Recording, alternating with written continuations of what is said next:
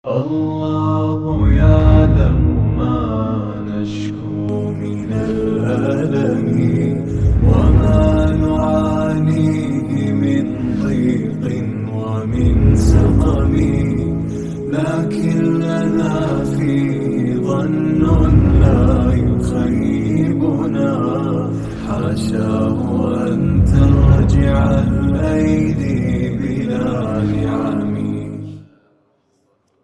Alhamdulillahirabbil alamin. Alhamdulillah hamdan katsiran thayyiban mubarakan fih. Allahumma shalli wa sallim daiman abada ala sayyidina wa maulana Muhammadin wa ala alihi wa sahbihi ajma'in, amma ba'd. Hadirin dirahmati Allah Subhanahu wa taala, mari kita panjatkan puja-puji kepada Allah Subhanahu wa taala atas segala nikmat yang diberikannya kepada kita semuanya, dan juga panjatkan salat dan iring salam kepada Nabi kita Sayyidina Muhammad sallallahu alaihi wasallam serta para keluarganya, para sahabatnya dan para pengikutnya yang setia hingga akhir zaman. Insyaallah pada kesempatan kali ini kita akan lanjutkan pembahasan kita mengenai mat. Itu kaidah yang terkuat dari dua sebab mat. Qala Imam Ibnu Jazari rahimahullah subhanahu wa ta'ala, wa nafa'ana Allah ta'ala bihi wa bi'ulumihi fid daraini amin. Wa aqwas sababaini yastaqil. Dan penyebab yang terkuat dari mat apabila bertemu maka ia berdiri sendiri atau maka ia digunakan. Bait ini dijelaskan lebih detail oleh Syekh Ibrahim Ali Syahata As-Samannudi. Berkata dalam matan tajwidnya bernama La'ali'il Bayan, aqwal mududi lazimun famattasal, fa'aridun fadunfisalin fabadal, wa sababa maddin idha ma wujida, fa inna aqwas sababaini infarada. Artinya aqwal mududi, mat yang paling terkuat akan diurutkan berikut ini. Lazimun, itu mat lazim. Famattasal, kemudian mat wajib muttasil. Fa'aridun, kemudian mat arid. Fadun fisalin, kemudian mat jaiz mufasil. Fabadal, kemudian mat badal. Nah, ini ada 5 urutannya yang terkuat. Yang paling pertama kuat siapa? Mat lazim. Setelahnya urutan kedua mat wajib muttasil. Urutan ketiga mat arid lisukun. Urutan keempat mat jaiz mufasil. Urutan kelima mat badal. Berarti mat badal ini urutannya paling rendah ya. Paling lemah.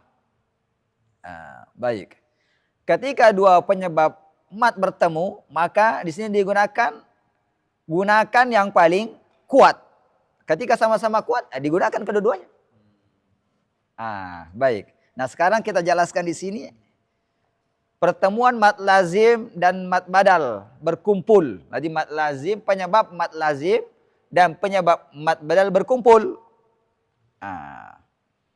Jika penyebab mat lazim dan mat badal berkumpul pada satu mat, maka gunakan mat lazim dan abaikan mat badal. Mengapa? Karena mat lazim kuat, di urutan pertama tadi kan, mat badal urutan kelima. Gunakan yang terkuat. Apa yang terkuat? Mat lazim. Contoh.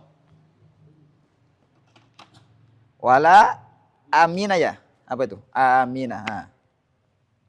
Sini ada kata wala amina.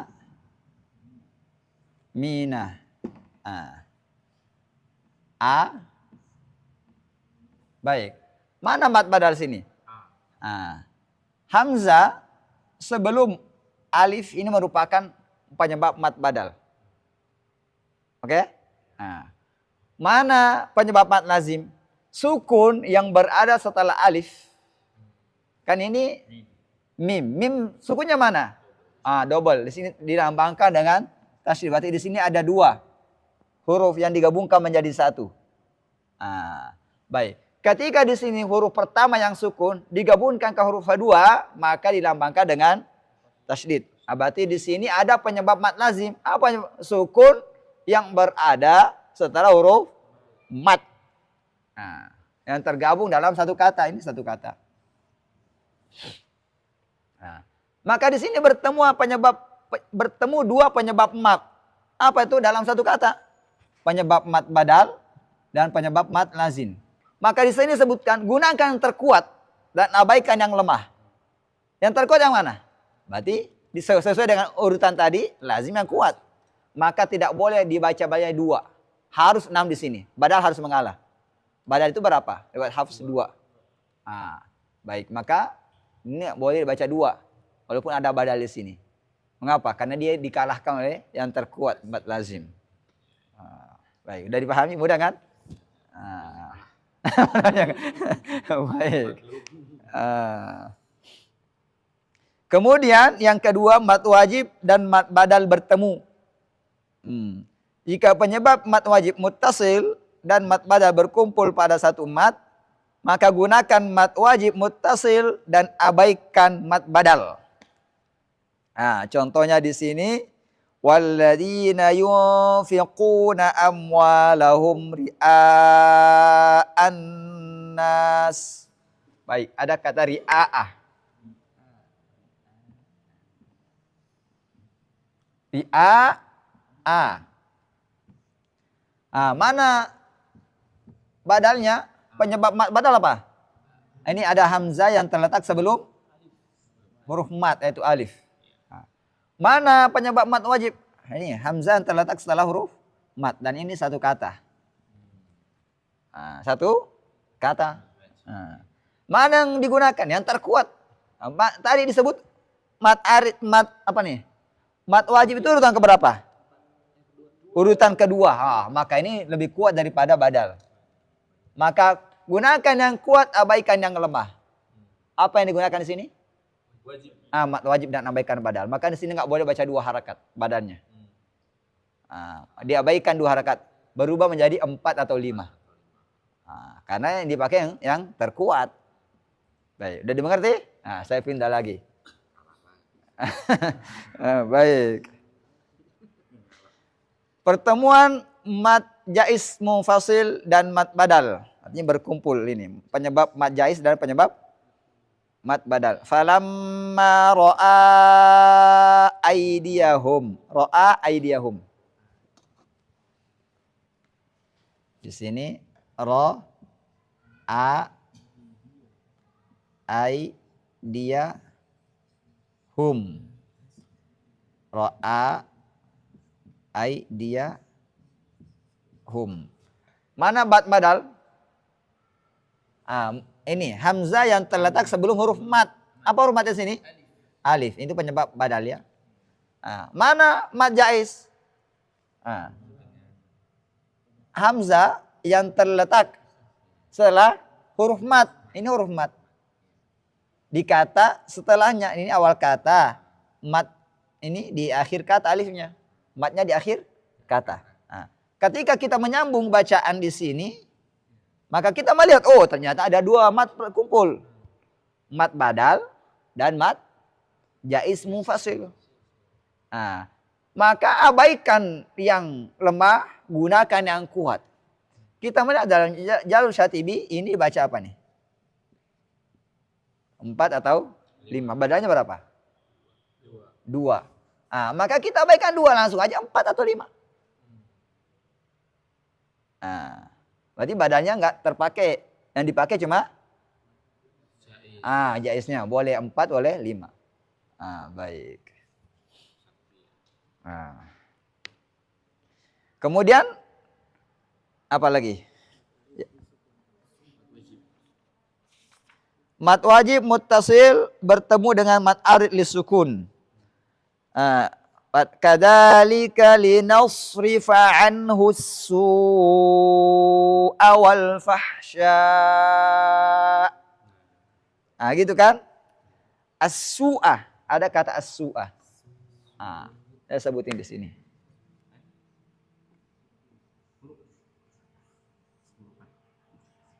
As-su. As-su'a kita kasih sukun aja. Kita orang Indonesia.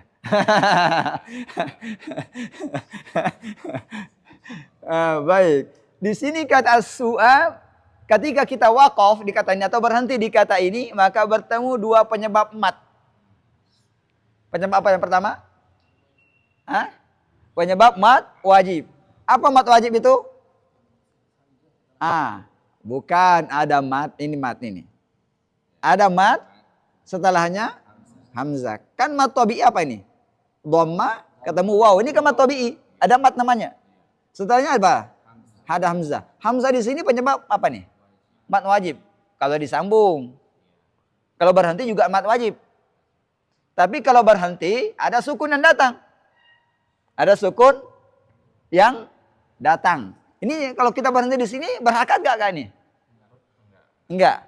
Berarti ada datang sukun. Ketika ini dalam kondisi sukun, mat apa namanya di sini? Arid lis sukun. Karena arid sukunnya datang kan? Namanya arid. Datang dia.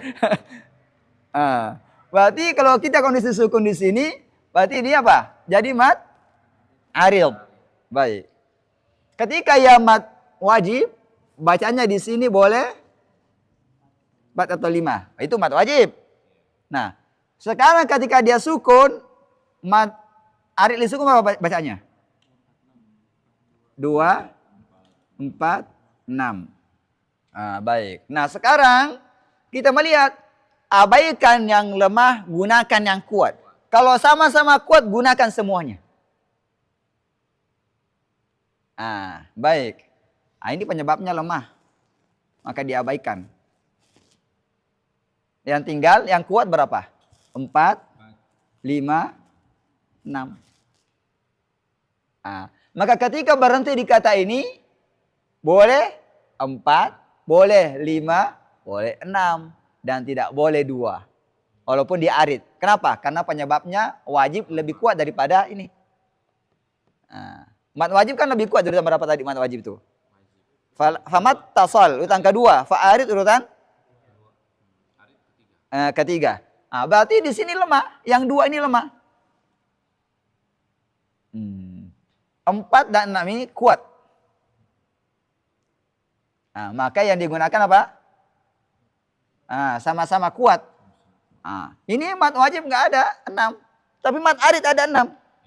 Tapi karena ia kuat, makanya digunakan. Dia tidak bisa mengalah di sini. Dia mengalah di 2, tapi dia nggak mengalah di 6. Karena dia 2 dia lemah, dia 6 dia kuat. Baik, sudah dimengerti? Maka di sini kalau kita wakaf boleh 4, boleh 5, boleh 6. Tapi kalau kita dalam kondisi periwayatan, maka kalau kita ingin tidak mengulang 3 kali, ambil yang terakhir yang 6. Asu 6. Ambil yang terakhir. Alasannya ini. Baik. Bukan karena mat wajibnya baca 6, karena ada penyebab yang lain di situ yang menjadikan dia kuat 4, 5 atau 6. Supaya nggak ngulang 3 kali dalam periwayatan, untuk menyingkat waktu, ambil yang terakhir. Baik, sudah dimengerti? Baik, yang kelima apa yang kelima tuh? Mat arid lis sukun dan mat badal berkumpul. Tuba lahum wa husnu ma'ab. Ada kata ma'ab. Ma'abin.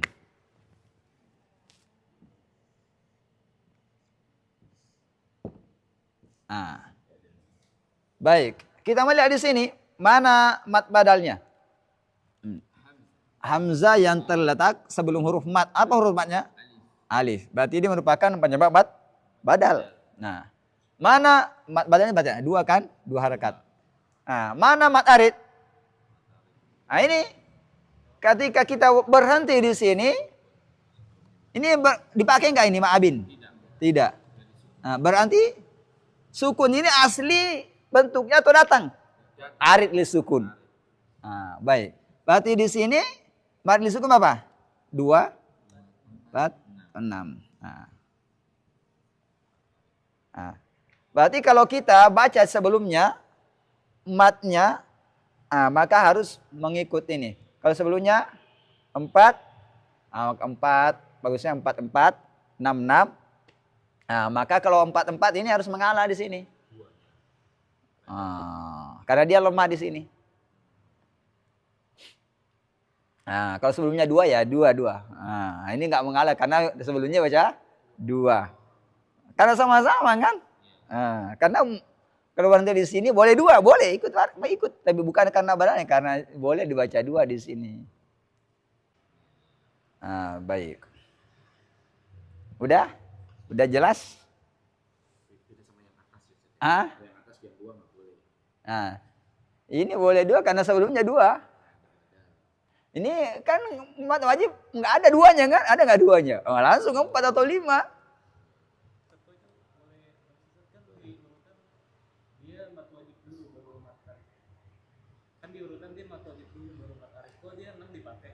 Kan digunakan tadi. Ketika dia sama-sama kuat, maka gunakan keduanya.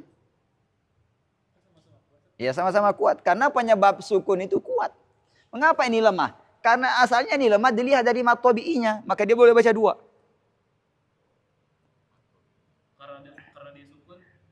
Karena sukun ini penyebab yang kuat. Beda daripada penyebab berharakat. Jadi mat arid itu kenapa bisa 2, bisa 4, bisa 6. Ada penjelasannya tersendiri. Ini karena 2 melihat dia mat tabi'i 2. Penyebabnya ini lemah. Kenapa 4? Karena tidak lagi bersenderan melihat pada mat tabi'inya. Kita melihat ke sini, penyebab sukunnya. Penyebab sukunnya, maka dia 4. Ketika kita baca 6, penyebab sukun lebih kuat di sini daripada di sini. Maka ini penyebabnya kuat. Karena melihat ke sukunnya, sukun yang datang ini merubah semuanya. Melihat aja ke mat tabi'inya. Yang 6 itu jadi sama-sama kuat. Sama-sama kuat. Sama sukun. Sama mat lazim itu kan kuat di sini. Karena dia sukun. Sama di sini. Cuma di sini sukunnya arid, ini sukunnya asli di sini.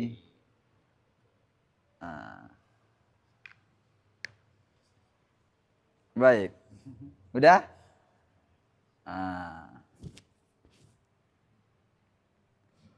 Baik, kalau sudah saya lanjut lagi ke pembahasan berikutnya nih.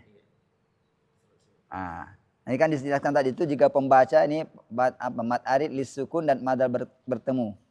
Jika pembaca membaca mat arid dengan 2 harakat maka ia berhenti pada ma'ab dan semisalnya 2. Apabila pembaca membaca mat arid 4 atau 6 maka ia berwaqaf pada ma'abin dan semisalnya sebagaimana ia waqaf pada mat arid sebelumnya. Berarti kan gunakan yang terkuat dan mengabaikan mat badan itu pada waqaf dengan membaca 2 harakat tidak boleh. Jadi kalau baca 6. Kalau baca 4, maka bagusnya 4. Dan abaikan yang lemah. Kalau baca 6, abaikan yang lemah apa itu? 2. Baik, begitu ya. Baik, sekarang masih mau lanjut? Udah berapa menit? 20 menit ya? Baik. Nah, sekarang lanjut waqaf dan ibtida. Qala Imam Ibnul Jazari rahimahullah subhanahu wa ta'ala wa ba'da tajwidika lil hurufi la budda min ma'rifatil wuqufi wal ibtida'i. Setelah Anda mengetahui tajwid untuk semua huruf, la budda maka wajib atau pantas atau seharusnya min ma'rifatil wuqufi untuk mengetahui waqaf tempat berhenti wal ibtida dan tempat memulai. Ini dijelaskan mengenai pembahasan tajwid yang berkaitan dengan makhraj dan sifat huruf dan hukum-hukumnya baik sifat lazimah maupun sifat aridah. Maka di sini dijelaskan mengenai penjelasan waqaf dan ibtida. Karena ini merupakan pembahasan yang penting. Fungsinya apa? Sebagaimana tajwid memperindah bacaan huruf dalam Al-Quran dan menjaganya daripada kesalahan, itu lahan, Maka begitu pula ilmu waqaf dan ibtida memperindah sekaligus menjaga lafaz-lafaz Al-Quran daripada perubahan makna. Ini kan bisa salah berhenti, salah makna. Bisa salah memulai, salah makna. Nah, kita akan contohkan nanti di sela-sela pembahasan kita mengenai hal ini. Baik. Jadi di sini hendaknya kita mengatakan apa? Pembahasan mengenai wakaf dan ibtida bagi pembaca Al-Quran. Baik. Bagaimana tidak tahu bahasa Arab? Yang tidak tahu bahasa Arab ikut aja tanda wakaf di Al-Quran. Sekarang yang paling mudah ada lagi tanda wakaf ibtida. Ya mudah kan? Ulama itu suka mempermudah kita. Tinggal beli itu aja. Baik. Tapi kalau orang bisa bahasa Arab bisa menentukan tersendiri. Karena bisa mengatakan, oh ini sini maknanya bagus, ini makna sini tidak bagus. Baik, ini sandarannya bagaimana? Disebutkan dalam riwayat dari Ibnu Abi Mulaikah.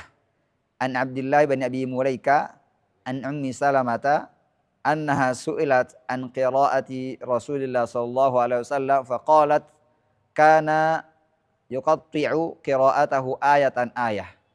Bismillahirrahmanirrahim. Alhamdulillahi rabbil alamin. Ar-Rahmanir-Rahim. Maliki yaumiddin.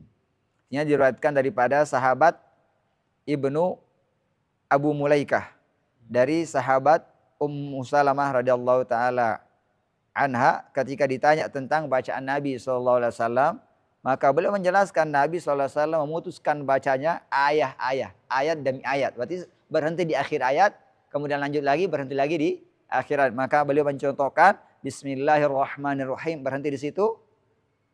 Alhamdulillahirrabbilalamin, berhenti lagi. Ar-Rahmanir-Rahim, berhenti lagi. Maliki yaumiddin, berhenti lagi. Itu disebut dengan ayatan ayat. Nanti ketika membaca Al-Fatihah, sunnahnya berhenti. Kalau disambung ya boleh, tapi sunnahnya berhenti. Baik. Yang kedua, asar daripada Imam Ali radhiyallahu taala anhu. Ketika Imam Ali radhiyallahu taala ditanya tentang makna tartil dalam surah Al-Muzammil ayat 4, warattil Qur'ana tartila, dan baca Al-Quran dengan tartil, beliau menjawab apa? At-tartilu huwa tajwidul hurufi wa ma'rifatil wuquf. Tartil itu artinya apa? Memperbagus bacaan huruf-huruf Al-Quran sesuai dengan makhraj dan sifatnya. Itu bagus. Wa ma'rifatil wuqufi, serta mengetahui seluk-beluk waqaf, di mana harus berhenti, di mana boleh memulai lagi. Baik. Nah, sekarang kita masuk pembahasannya. Waqaf secara bahasa adalah berhenti. Sedangkan secara istilah ialah memutuskan suara atau berhenti pada akhir kata yang dibaca atau pada akhir ayat-ayat Al-Quran dengan masa seorang pembaca mengambil nafas dengan niat melanjutkan atau memulai bacaannya lagi. Jadi pembagian waqaf terbagi menjadi 3. Al-ikhtibari, al-intirari, dan al-ikhtiyari. Bagian-bagiannya kita perinci. Nanti ada bagannya di belakangnya, saya nggak tulis lagi. Ikhtibari adalah waqaf pada ayat yang belum sempurna yang dilakukan oleh guru yang menguji muridnya. Hukumnya boleh pada kata apa saja asalkan dalam pengujian atau pembelajaran, dan memulai bacaan pada kata tersebut jika dapat memberi makna yang bagus. Kemudian jika tidak memulai pada kata tersebut, maka kita melihat makna kata sebelumnya yang bagus untuk kita mulai. Contoh wakaf ikhtibari adalah seorang guru berkata ketika seorang murid membaca ayat ini, ya ayyuhalladzina amanu kutiba alaikumul qisasu fil qatla al-hurru bil hurri wal 'abdu bil 'abdi wal unsa bil unsa. Guru mengatakan coba berhenti di kata bil abadi. Gimana cara berhenti di situ? Itu kan ikhtibari kan, menguji. Muridnya membaca, dia menguji. Ayo. Karena gurunya ingin tahu apakah muridnya bisa membaca pertemuan dua qalqalah ini. Ini dua qalqalah berdampingan, ba sama dal. Maka bagaimana cara membacanya? Nah, kalau muridnya bisa, maka dia baca. Tapi kalau muridnya tidak bisa, guru mengajarkan. Nah, kan ini tujuan untuk mengajar. Nah, jadi bukan untuk menguji orang, tapi di sini menguji untuk mengajarkan. Maka guru mencontohkan, kalau muridnya nggak tahu, bacanya wal abdu bil abd. Wakafnya dengan sama-sama qalqalah, ba qalqalah dan juga qalqalah. Jadi tidak ada qalqalah yang hilang. Baik.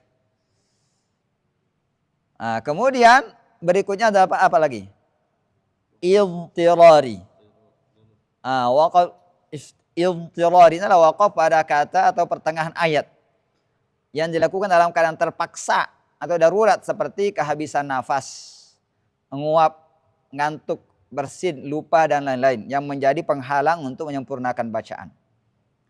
Hukumnya boleh karena pembaca dalam keadaan terpaksa dan pembaca mulai bacaan pada kata tersebut jika memberi makna yang bagus dan memulai pada kata sebelumnya jika kata tersebut tidak memberikan makna yang bagus. Tapi di sini perlu digarisbawahi mengenai terpaksa karena kehabisan nafas. Ini bisa diatur sebenarnya. Apabila kita membaca dan menemukan, sudah merasakan nafas saya ini sudah mau habis, maka cari akhir kata yang bisa berhenti di situ, yang bagus maknanya, sehingga ketika kita berhentinya bagus. Guru saya yang ketika datang di Indonesia, Syekh Dasuki mengatakan banyak yang saya kasih angka 0 ketika saya menjadi Dewan Hakim. Dewan Hakim apa? MTQ. Kenapa? Karena dia berhenti mengikut nafasnya, padahal masih bisa berhenti di kata sebelumnya yang bagus. Dan nafas itu bisa diatur. Jadi kalau sudah merasa nafasnya tidak sanggup sampai di kata yang terakhir itu, maka cari di kata salah-salah itu yang bisa memberikan efek makna yang bagus. Berhenti di situ. Jangan maksain ke akhir, sehingga nafasnya putus. Itu beliau mengatakan itu bukan idtirari.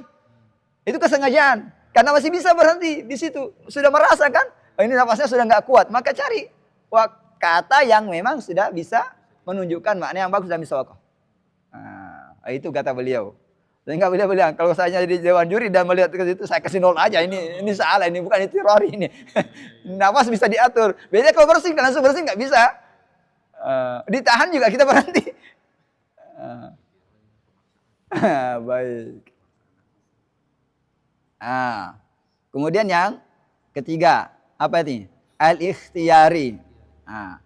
Waqaf ikhtiyar adalah waqaf pada kata Al-Quran sesuai dengan pilihan pembaca sendiri. Hukumnya hal ini hanya boleh bagi orang yang menguasai kaidah bahasa Arab. Karena milih sendiri tempat atau kata yang dijadikan untuk waqaf berhenti. Kalau orang awam jangan milih sendiri. Ikuti ada tanda waqaf di sini. Karena kalau milih sendiri nanti salah pemaknaan, salah makna. Sehingga dia baca bukan sesuai dengan syariat yang diturunkan. Dia merubah makna, itu kan nggak boleh. Maka ulama empat muda ini sudah ada Quran, ada tanda waqaf setidaknya. Pakailah itu. Baik. Kemudian waqaf ikhtiyar ini terbagi menjadi 2. Waqaf jaiz dan waqaf ghairu jaiz. Artinya tidak boleh. Kalau jaiz boleh. Dinamakan juga waqaf yang tidak jaiz ini waqaf qabih. Dan keduanya ini kita akan bahas secara rinci berikut ini. Maka disebutkan di sini wahya tuqsamu idan salasatan tamun wa kafin wa hasan wahya lima tamma fa illam yujadi ta'alluqun aw kana ma'nan fabtadi fatammu fal kafi wa lafdhan famna'an illa ru'usal ayi jawwiz fal hasan. Maka di sini disebutkan waqaf jaiz terbagi menjadi 3. Apa itu? Tuqsamu idan salasatan. Ada 3. Tam, kafin, dan hasan. Maka di sini disebutkan waqaf tam. Apa itu? Wahya lima tamma. Yaitu ketika sempurna maknanya. Apa makna sempurna? Fa illam yujadi ta'alluqun. Jikalau tidak ada keterkaitan dengan kata setelahnya. baik lafaz maupun makna. Maka disebut dengan tam. Nah, maka di sini pengertiannya sama, adalah berhenti pada kata Al-Quran tidak mempunyai kaitan antara setelahnya dari segi lafaz dan makna. Hukumnya berhenti padanya dan memulai pada kata setelahnya. Contohnya berhenti pada kata Al-Muflihun ayat kelima surah Al-Baqarah. Mengapa berhenti di situ disebut waqaf tam? Karena di situ sudah berhenti pembahasan mengenai orang bertakwa. Sedangkan ayat 6 mulai pembahasan orang kafir. Nah, berarti sudah beda pembahasan. Maka berhenti di ayat 5 itu waqafnya tam, sempurna. Nah, baik.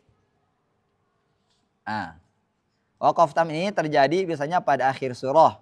Karena setiap kata pada akhir surah tidak punya kaitan dengan surah berikutnya. Baik dari segi makna atau lafaz artinya i'rab. Nah, yaitu tidak ada pada kata akhir surah mubtada dan khabarnya pada surah berikutnya. Atau mausuf dan sifatnya pada surah berikutnya. Atau huruf jar dan majrurnya pada surah berikutnya.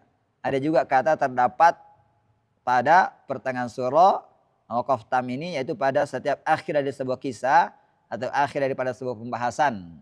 Nah, baik, kemudian waqaf kafi. Nah, maka di sini sebutkan aukana maknan.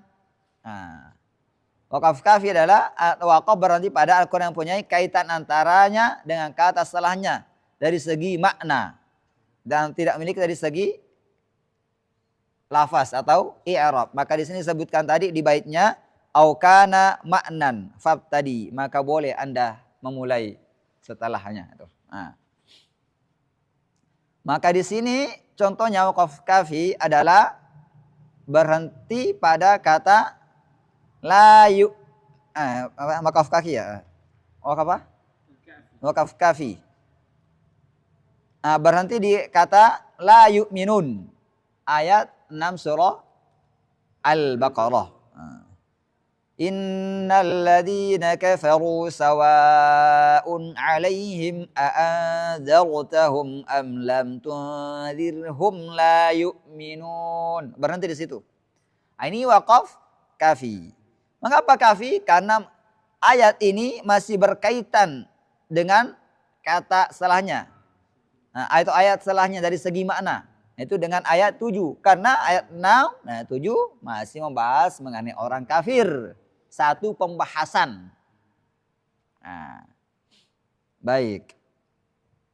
Sekarang kita pindah ke bagian ketiga. Maka bagian ketiga di sini disebutkan walafdhon. Ia memiliki kaitan secara lafaz. Maka disebutkan di sini waqaf hasan adalah waqaf atau berhenti pada kata Al-Quran yang punya kaitan antara kata setelahnya dari segi i'rab dan makna. Akan tetapi berhenti padanya dapat memberikan makna yang bagus, elok atau sempurna. Hukum waqaf hasan berhenti padanya akan tetapi tidak boleh memulai pada kata setelahnya kecuali kata yang diwakafkan itu akhir ayat. Contohnya Alhamdulillahi Rabbil Alamin. Kita berhenti. Kebetulan banget baru bangun atau habis lari baca Quran. Alhamdulillah. Masih ngos-ngosan. Alhamdulillah. Habis apa? Berhenti di situ. Ini bagaimana? Ini waqaf hasan kan? Karena Alhamdulillah artinya sempurna. Segala puji bagi Allah. Bukan bagi manusia. Bukan bagi setan. Tapi bagi Allah. Artinya sempurna enggak? Ada yang cacat? Enggak ada, karena memang pujian untuk Allah. Bukan untuk manusia, bukan untuk saya. Untuk Allah pujian itu. Maka di sini sangat sempurna nantinya. Tapi karena masih ada kaitannya dengan kata salahnya dari segi makna dan dari segi i'rabnya, maka enggak boleh mengulang enggak boleh langsung baca Rabbil Alamin. Orang tanya Rabbil Alamin. Harus dari awal lagi. Alhamdulillahi Rabbil Alamin. Kecuali di mana? Di akhir ayat. Contoh di akhir ayat ini surah Al-Baqarah ayat 219. Kadzalika yubayyinullahu lakumul ayati la'allakum tatafakkaruna fid dunya wal akhirah. Artinya begitu Allah menjelaskan kepadamu tanda-tanda kekuasaannya, tanda-tanda kemahabesarannya. La'allakum tatafakkarun, agar kalian berpikir dalam kehidupan dunia dan akhirat. Itu kan baru sempurna. Tapi di sini ketika kita waqaf di la'allakum tatafakkarun, itu enggak jadi masalah dan tidak ngulang lagi ke kata atau kalimat sebelumnya. Mengapa? Karena ini akhir ayat. Harus bagusnya berhenti di fid dunya wal akhirah. Tapi karena di sini akhir ayat, maka disebutkan di sini illa ru'usal ayyi jawiz. Kecuali di akhir ayat, maka itu boleh saja. Fal hasan, itu wakaf hasan namanya. Baik. Kemudian dijelaskan wa ghairu ma tamma qabihun, dan yang tidak sempurna merupakan qabih. Walahu al-waqfu mutarran wa yubda qablahu. Boleh berhenti di waqaf qabih ini secara terpaksa. Tidak boleh secara sengaja.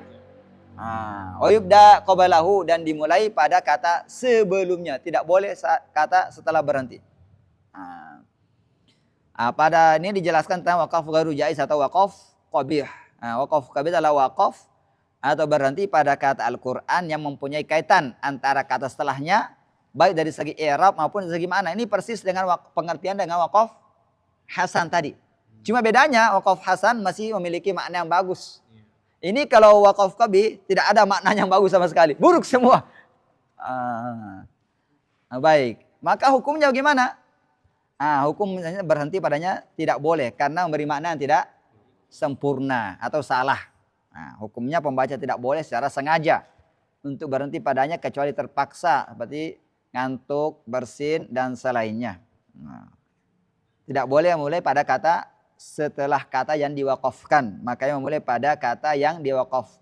Sebelum kata yang diwakafkannya. Boleh mulai padanya kata yang diwakafkan itu maknanya bagus. Kalau tidak bagus tidak boleh. Harus cari kata sebelumnya. Nah, sekarang kita cari contoh. Ini contohnya habis lari-lari, ngos-ngosan.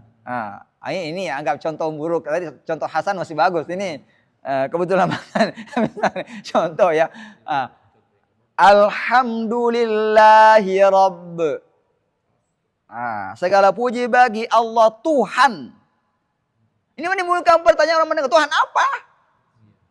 Timbul pertanyaan. Makanya kalau berhenti di situ, qabih, buruk. Karena masih menimbulkan pertanyaan. Kemudian itu dari segi mana? Dari segi bahasa, mudhaf. Kenapa berhenti sebelum mudhaf ilaihnya? Kan Rabbu mudhaf, Rabbi mudhaf. Ada mudhaf ilaihnya. Rabbil alamin ini mudhaf ilaih. Maka tidak boleh berhenti di mudhaf. Itu menunjukkan kata yang buruk. Karena harus dia menyambung. Sempurna maknanya kalau disambung mudhaf dan antara mudhaf ilaih. Tidak boleh di sini mudhafnya doang. Ini dari segi i'rabnya.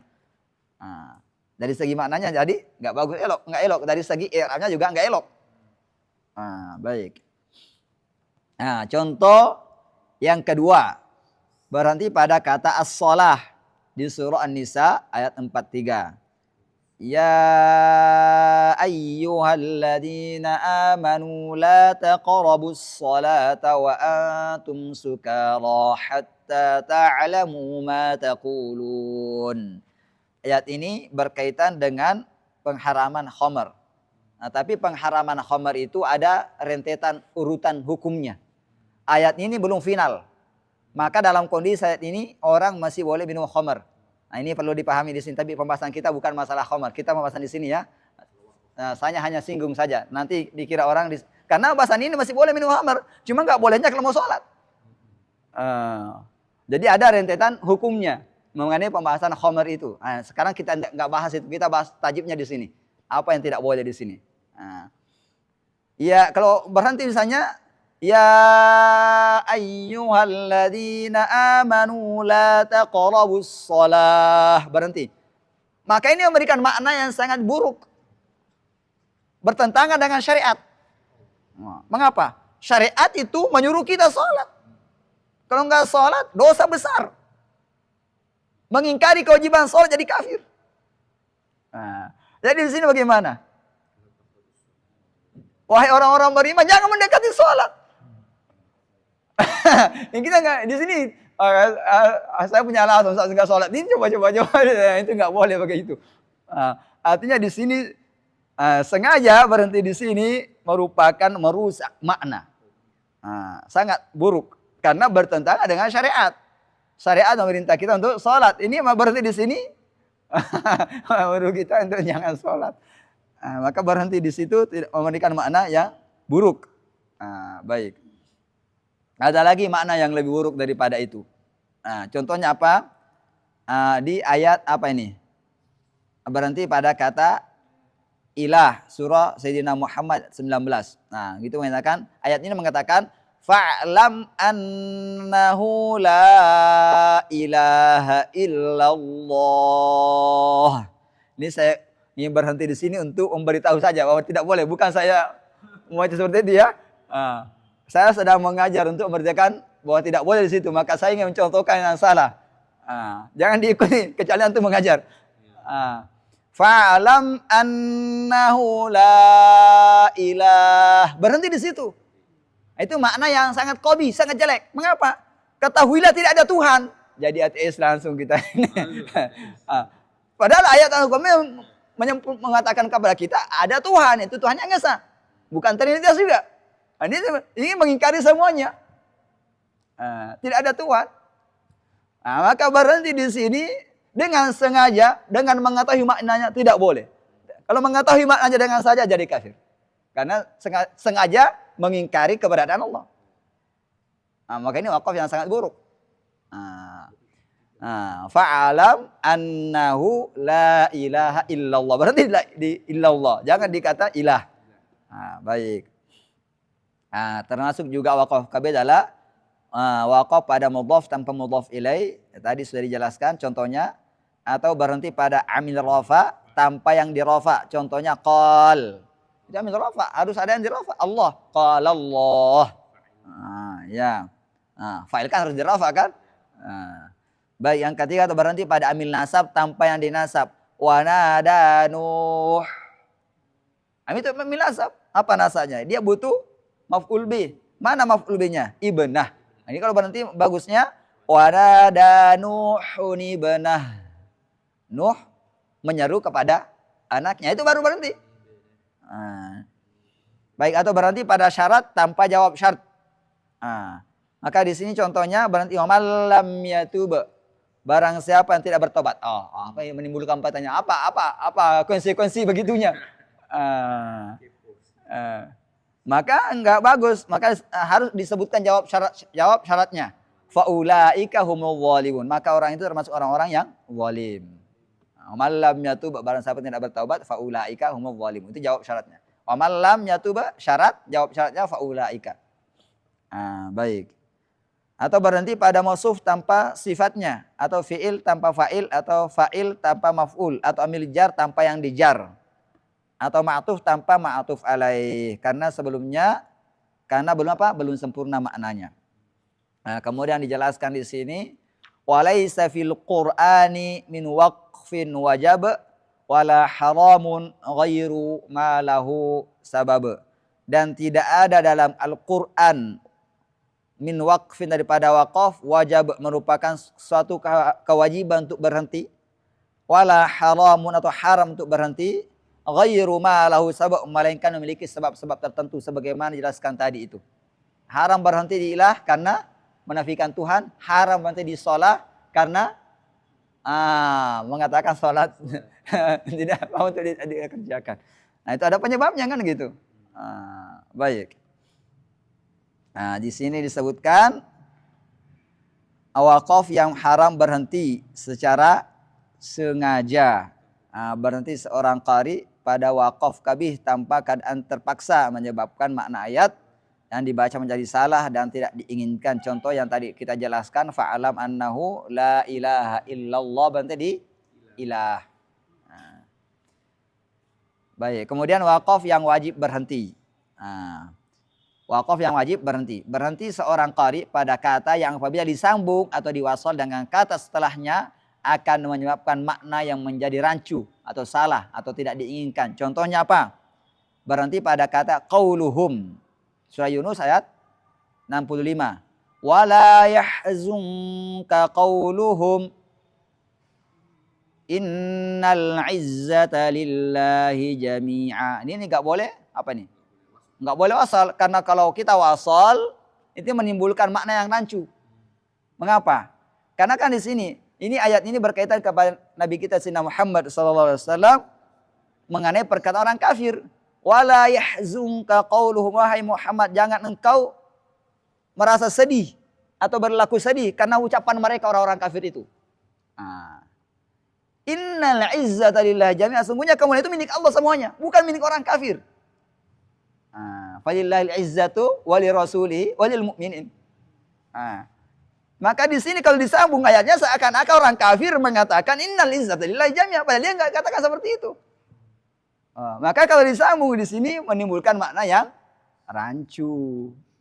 Kalau orang kafir mengatakan innal izzata lillahi jami'a, dia sudah beriman, misalnya asyhadu anna Muhammadar Rasul, kan ini apa? Falillahil izzatu wali rasulihi walil mu'minin. Maka kalau menyambung wala yahzunka qauluhum innal izzata lillahi jami'a, yang membuat sedih Nabi Muhammad adalah perkataan orang kafir innal izzata lillahi jami'a, padahal itu perkataan yang bagus. Maka kalau disambung kata itu menimbulkan makna yang rancu, maka tidak boleh di wasal dan harus berhenti di kata wala yahzunka qauluhum. Baik. Jika tidak mengetahui bahasa Arab, paling sedikitnya nahwu sharaf, sebaiknya di sini sebutkan Anda mengikuti tanda-tanda wakaf yang ada dalam Al-Quran, atau harus mengikuti buku petunjuk wakaf dan ibtidah, atau saya tambahkan sekarang sudah dicetak Al-Quran plus wakaf ibtidahnya. Boleh itu. Ibnu Jahid berkata, tidak ada yang sanggup melakukan wakaf dengan sempurna, bisa memilih dengan sendiri tempat wakafnya kecuali seorang pakar nahwu atau tafsir atau sejarawan. Tapi sejarawan ini sejarawan Arab, membaca di buku Arab, beda sejarawan bahasa Indonesia, itu enggak termasuk. Peneliti yang terbiasa memilih-milih atau memilah kalimat bahasa Arab yang dengannya Al-Quran turun, ataupun juga para fuqaha. Baik, ini didapati dalam kitab Dirasatul Ilmi Tajwid lil Mutaqaddimin halaman 274. Itu perkataan Ibnu Mujahid. Baik, sekarang kita pelajari tanda-tanda wakaf. Di sini biar mempermudah, kalau antum ini ustaz-ustaz semua kan, biar mempermudah aja yang melihat. Baik. Mim, apa mim? Alamatul waqfil lazim. Artinya tanda wakaf yang menunjukkan harus berhenti. Keharusan di sini hanya bertujuan supaya pembaca misahkan di antara dua makna. Berarti apa di sini? Innama yastajibul ladzina yasma'un wal mauta yab'atsuhumullahu tsumma ilaihi yurja'un. Maka berhenti di yasma'un, karena kalau menyambung di kata yasma'un itu menimbulkan makna yang rancu. Contohnya apa? Artinya innama yastajibul ladzina yasma'un, sesungguhnya orang-orang yang menjawab seruanmu adalah orang-orang yang mendengarkan.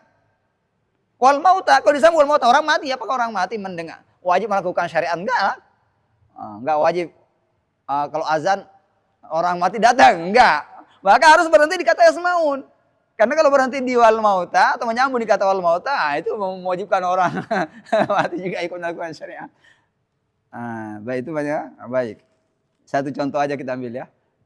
Baik, contoh wakaf berikutnya adalah alamatul waqfi al-muraqabah atau wakaf ta'anuk. Kalau ada tiga berdampingan dua, maka pilih salah satunya.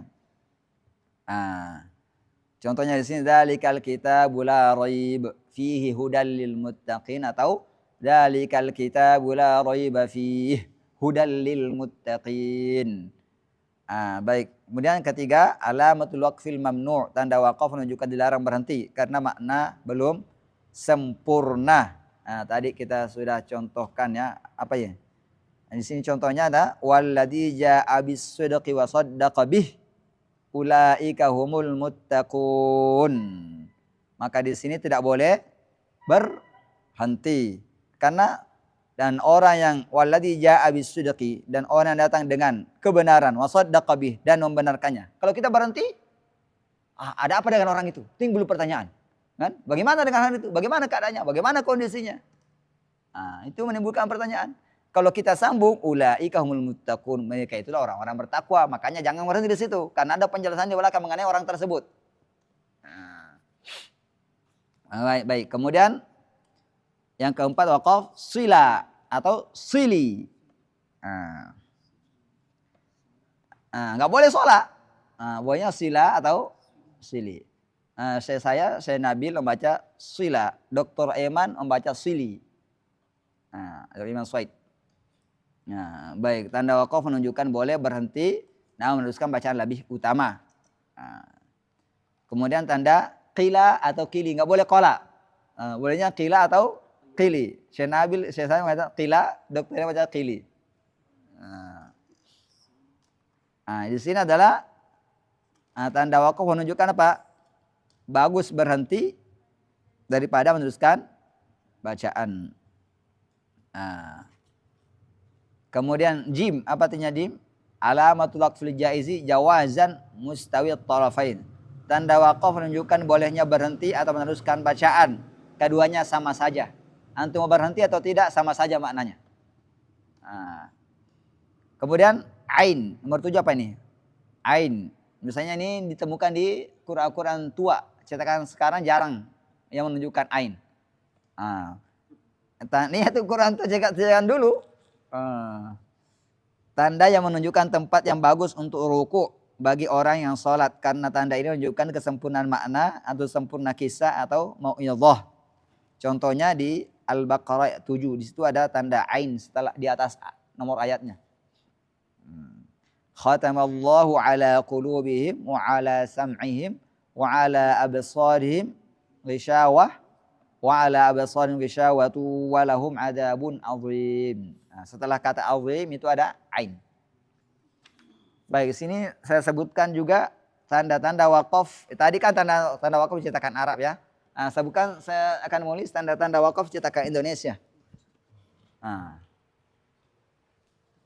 Cetakan Indonesia itu ada yang membedakannya, ada waqaf tha, ada waqaf shad, ada waqaf zai, ada waqaf qaf, ada waqaf daun waru. Ini namanya waqaf daun waru, tanda love. Aku cinta padamu. Jadi ini waqaf yang kita biasa sering temukan di cetakan Indonesia. Waqaf tha itu artinya lebih baik berhenti. Tha artinya lebih baik berhenti. Waqaf shad artinya boleh berhenti. Waqaf zai artinya disambung lebih baik. Zai disambung lebih baik. Kemudian qaf sebaiknya berhenti.